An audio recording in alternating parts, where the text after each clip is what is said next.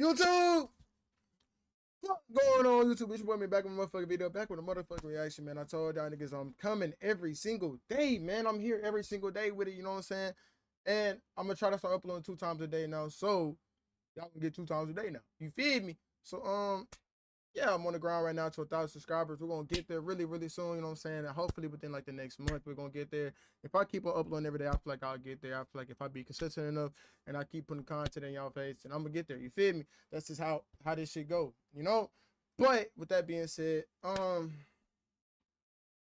you feel me? I got my motherfucking wood right here. I got a job today. And I'm probably gonna start a vlog. My birthday's in 2 days, but I'm probably gonna start a vlog today. I'm gonna try to do something. I'm trying to like get out my comfort zone a little bit, and I'm trying to like just improve myself every day and just get better at like routines and doing things so that way I could be more optimistic, more efficient within myself, and that way I can expand my mindset and expand my mentality and expand just how I think and how I make money. You know what I'm saying? Like I want to learn a lot of different access and a lot of different skills. So I'm trying to get out my comfort zone more, and I'm trying to start. You know what I'm saying? Like, yeah. So I'm gonna try to vlog today and get some footage for that and get y'all there too. But without further ado, we're gonna get right into the video. Make sure you like, comment, subscribe. If you fuck with me, fuck with me. If you don't fuck with me, do not fuck with me because I don't want no fake love. And let's get straight into it. Seen those insane videos? Cars weaving through traffic like they're playing a real-life video game? We're talking about the cutting up in traffic trend that's absolutely blowing up recently, with names like Squeeze Benz and License becoming almost legendary. These guys have some serious driving skills, no doubt. But let's be real, they're also dicing with danger, risking not just their own lives, but everyone else's on the road for those insane clips. So, the big question everyone's asking is, why aren't these guys behind bars already? And how on earth do they always get to drive these expensive cars? I mean... Well, first of all, they're stolen. Second of all, they always run from the police. Third of all, if you're going to do these type of things, chat, you know what I'm saying? I know y'all be seeing this shit, and I know y'all be thinking it's cool, chat. I myself do be partaking in it. I'm not going to act like I don't, you feel me? I'm not going to act like I don't speak. But if you're going to do these type of things, but just know what you're doing, be paying attention, and be cautious and be aware of everything that's going on around you, and just be able to react quick enough, you feel me? Because if not, you could put not only your life, but other people's lives in danger too if you do not know how to. This is the USA, right? Land of traffic cameras on every corner, and cops seemingly everywhere. How do these swimmers, as they call themselves, manage to pull off these runs day after day without getting caught? Let's break it down together in today's video. But first, make sure to leave a like and subscribe to this channel for more videos covering the most famous swimmers. But before we dive into the tricks these swimmers use to evade getting caught, let's take a look at what law enforcement can do to track these guys down, and why it's not as easy as it may seem. First, let's talk about the perception of surveillance. Yeah, the US has a lot of cameras, but are they really the all-seeing eye that can track a specific car doing 100, weaving through 5 lanes of rush hour traffic and follow it all the way home? The reality is a bit more complex. Think about it. Traffic cameras are often focused on intersections for red light violations or monitoring general traffic flow. The resolution might not always be high enough to clearly identify a license plate, especially at high speeds or in bad weather. Plus, chat, bro, I ain't gonna lie though. I ain't gonna lie. Motherfuckers be doing this shit and don't be knowing what the fuck they doing. Like these niggas, they know what they doing clearly. Like they in and out of traffic. Some people just don't know how to drive, bro. Like, oh my gosh, bro. And the crazy thing is, bro, y'all don't be knowing how to drive, so y'all be scared.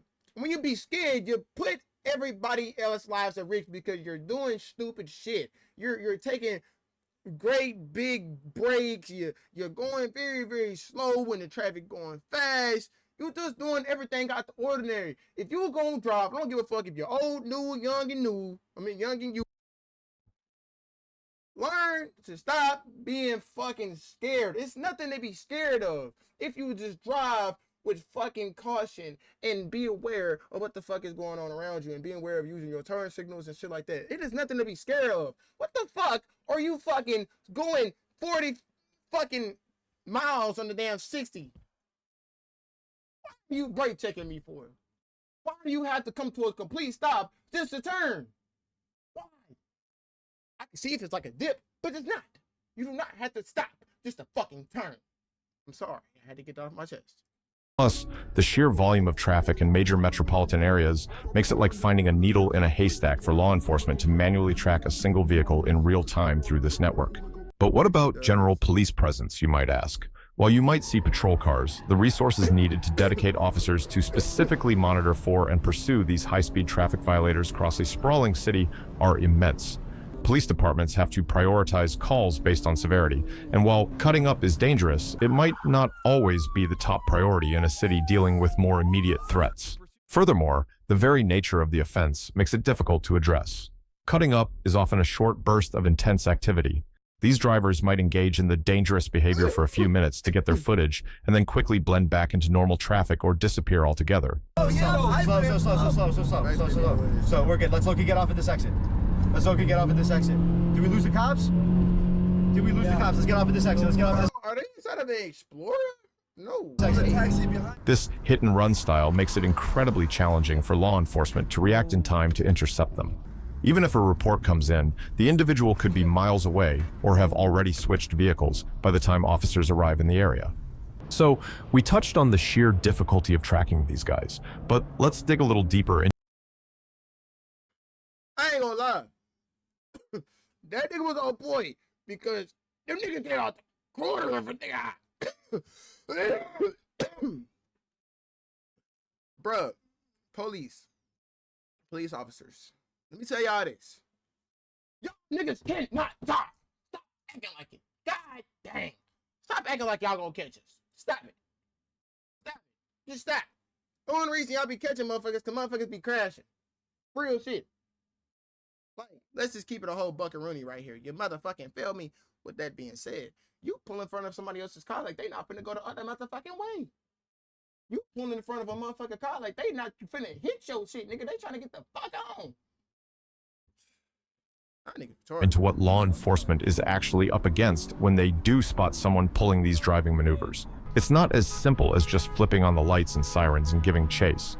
There are a lot of factors that come into play, and police work in these situations is governed by strict protocols designed to protect everyone, not just the officers involved.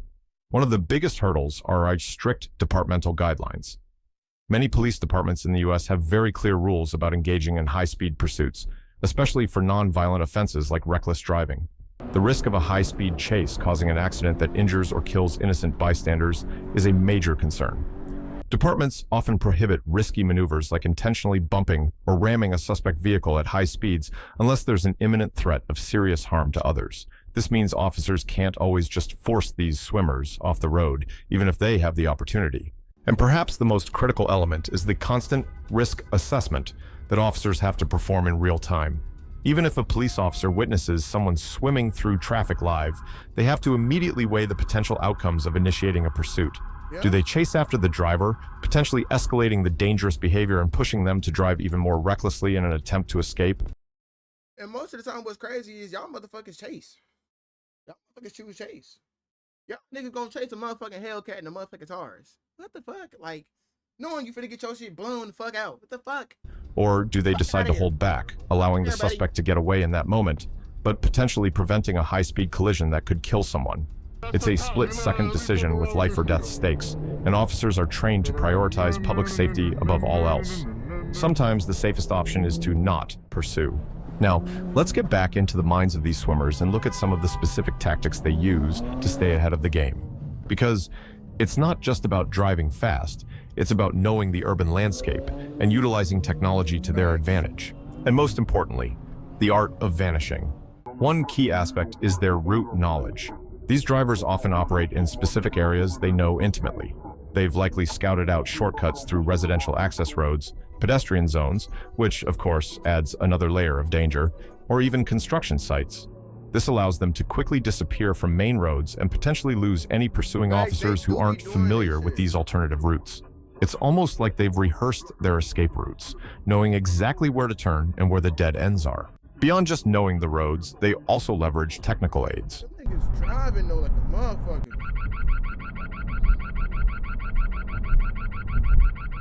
It's highly probable that many of these drivers use radar and LiDAR detectors. These devices can warn them in advance when law enforcement is using speed measuring equipment, giving them precious seconds I can do some shit like that. No, I swear to God, on my life, I can do some shit like that. You just gotta put me behind the wheel and trust me. You feel me? On my life, nigga. to potentially slow down or alter their behavior before being clocked, or alternatively, speed off anyway. Apps like Waze have become invaluable tools for these individuals. Waze relies on user-generated real-time traffic information, and that includes reports of police presence. This means swimmers can often get live updates on the locations of marked and unmarked patrol cars in their vicinity, allowing them to adjust their routes and avoid areas with a heavy police presence. It's a constant cat-and-mouse game, where technology plays a significant role on both sides. Another important part of how they operate is the prep work. They scope out the highways beforehand. You'll often have other drivers involved, acting like scouts. They're checking out the best spots for their swims. They look for stretches of road with seriously heavy traffic, so the video looks wild, with tons of lanes to weave through. And of course, they're also checking out where there might be fewer cops around or where it's easy to make a quick getaway. There's also other preparations, like always wearing masks, helmets, or suits to make it hard for cameras to identify them. And let's not forget the immediate aftermath, the actual vanishing act. Because once the swim session is over and the cameras have stopped recording, what happens next? It's highly probable they have pre-planned staging areas or even safe houses where they can quickly switch vehicles. Imagine pulling into a discreet garage or a less trafficked side street and hopping into a completely different car, instantly changing their profile. They might also have a change of clothes or even alter their appearance quickly to further throw off any potential witnesses or lingering law enforcement. This focus on the immediate escape and blending back into the urban fabric is crucial to their continued evasion. So, when you piece it all together, it becomes clear why catching these swimmers is such a monumental task for law enforcement. The combination Because the motherfuckers retarded, that's why they can't. of limited real-time surveillance capabilities, strict pursuit guidelines, the sheer volume of traffic, and the deliberate efforts of these drivers to remain anonymous and strategically plan their stunts creates a perfect storm of elusiveness. For the foreseeable future, it's likely this trend will continue, simply because the logistical hurdles for police to consistently stop it are so significant.